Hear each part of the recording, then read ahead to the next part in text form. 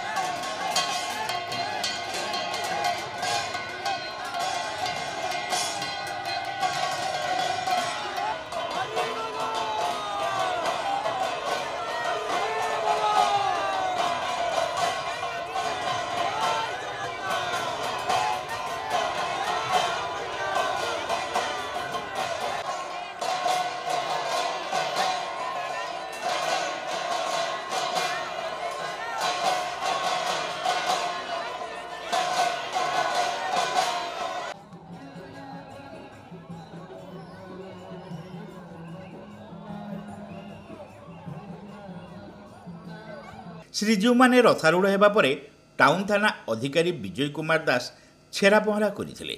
ପରେ ଭକ୍ତମାନେ ଭାବ ବିହୋର ହୋଇ ରଥକୁ ଟାଣି ନେଇଥିଲେ ମତିଗଞ୍ଜ ସ୍ଥିତ ବାଣ୍ଠିଆ ଶ୍ରୀ ଜଗନ୍ନାଥ ମନ୍ଦିର ଅଭିମୁଖେ। ସହରର ବହୁ ବିଶିଷ୍ଟ ବ୍ୟକ୍ତି ଏଥିରେ ଯୋଗ ଦେଇ ରଥାରୂଢ଼ ଠାକୁରଙ୍କୁ ଦର୍ଶନ କରିବା ସହିତ ରଥ ଟାଣିଥିଲେ।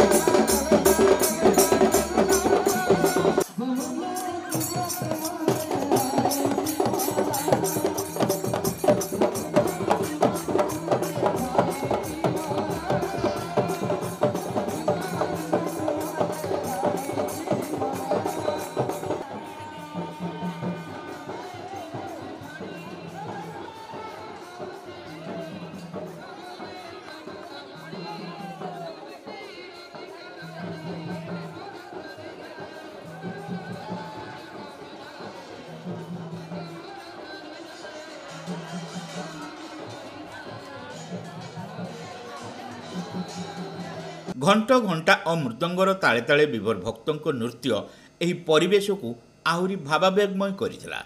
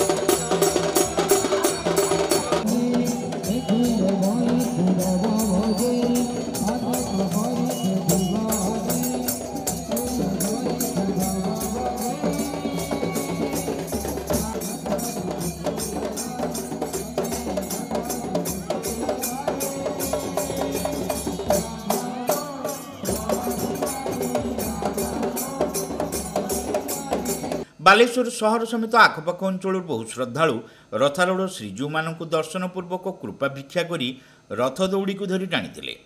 ସମଗ୍ର ବାଲେଶ୍ୱର ସହର ଜଗନ୍ନାଥମୟ ହୋଇ ଉଠିବା ପରି ମନେ ହେଉଥିଲା। ସେହିଭଳି ସହରର ମଣ୍ଡଳ ବଜାର ଜଗନ୍ନାଥ ମନ୍ଦିର, ପୁଲିସ ଲାଇନ୍ ସ୍ଥିତ ଶ୍ରୀଜଗନ୍ନାଥ ମନ୍ଦିର, ଝାଡ଼େଶ୍ୱର ମନ୍ଦିର ବେଢ଼ା ପରିସର ଜଗନ୍ନାଥ ମନ୍ଦିର, ଆଜିମାବାଦ ଶ୍ରୀଜଗନ୍ନାଥ ମନ୍ଦିର, ବାଲିଆ ଶ୍ରୀଜଗନ୍ନାଥ ମନ୍ଦିର ପ୍ରଭୃତିରେ ମହାପ୍ରଭୁଙ୍କ ବାହୁଡ଼ା ଯାତ୍ରା ଆନନ୍ଦ ଉଲ୍ଲାସର ସହିତ ଅନୁଷ୍ଠିତ ହୋଇଯାଇଛି।